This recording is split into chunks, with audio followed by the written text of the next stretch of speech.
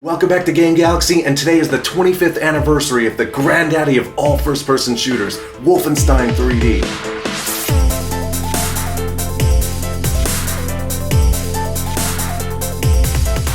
Yes, that's right, 25 years ago today was the initial release of Wolfenstein 3D on May 5th, 1992, the game that single-handedly defined the first-person shooter genre and really put it on the map, as well as helped cultivate our love for killing Nazis in video games. Wolfenstein 3D was developed by the one and only id Software and published by Apogee Software, and anybody who was alive in the 90s either played this game or knew of its impact. Wolfenstein 3D was developed a whole year before id made Doom, so no one had ever seen a computer game with this level of maturity or graphic violence before. The game has a total of 6 episodes that are meant to be experienced as 2 set trilogies. The main core game is the first 3 episodes, and episodes 4 through 6 are prequel missions to episodes 1 and 3. The most popular, of course, is the first episode, Escape from Castle Wolfenstein, where you play as William B.J. Blazkowicz, who has been captured and must escape the perilous Castle Wolfenstein. The reason this episode is the most popular and why most everyone who lived through the 90s will recognize the levels is because the first episode was given away as shareware. For any younger viewers watching, shareware was a popular distribution model for PC gaming back in the 90s,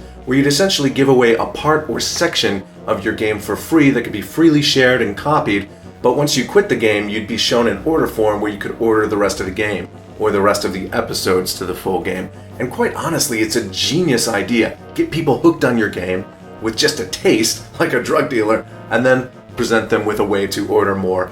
And it worked very well for a lot of companies, including id Software and Epic Mega Games in those days, and tons of people did it. And it was great being a kid back then, because if your parents didn't always buy you games, it was a great way to still have and play games on your computer if you had no money.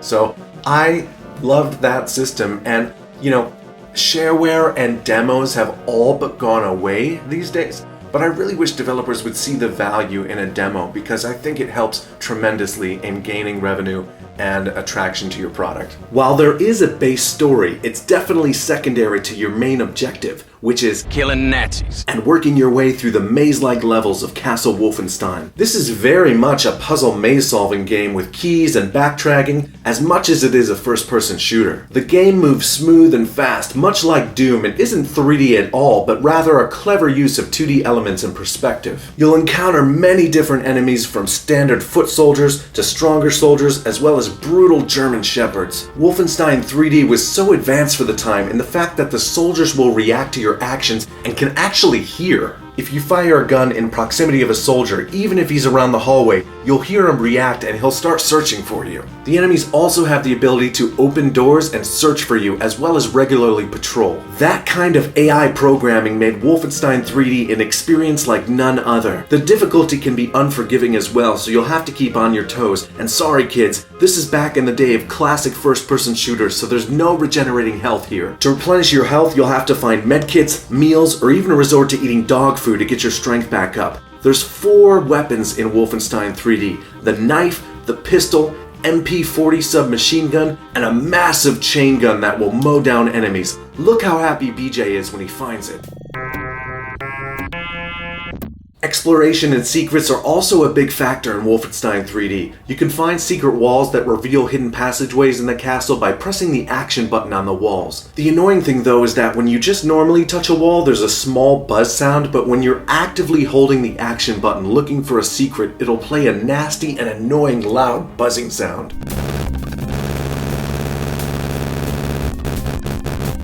You'll be pressing on the walls a lot, so prepare to hear this quite a lot. A good place to always check is any wall marked with a wall scroll or picture. Those are usually good places to check, and you'll be rewarded for searching for these secrets, as you'll find extra ammo, guns, and tons of treasure. In fact, I love the sound effect for collecting treasure. Wolfenstein 3D has this mood that is so hard to explain that it gives me, and when I was younger, it honestly was kind of scary. but the game was so exciting that it just kept me playing anyway. All the episodes of the game have their own main boss at the end and theme throughout, and they usually all follow similar designs, except one episode stands out among the rest and to this day creeps me out like none other. Episode 2, Operation Eisenfaust, involves Nazi zombies and creating an army of undead mutant soldiers led by the research of Dr. Schaub's. And man, these Nazi zombies creeped me out back in the day. And you know what? They still do. They have machine guns or guns welded to their chests, and they do their little arms moving as they shoot you. That's freaky. These Nazi zombies will kill you insanely fast, so I put God mode on for you to get a good look at these guys.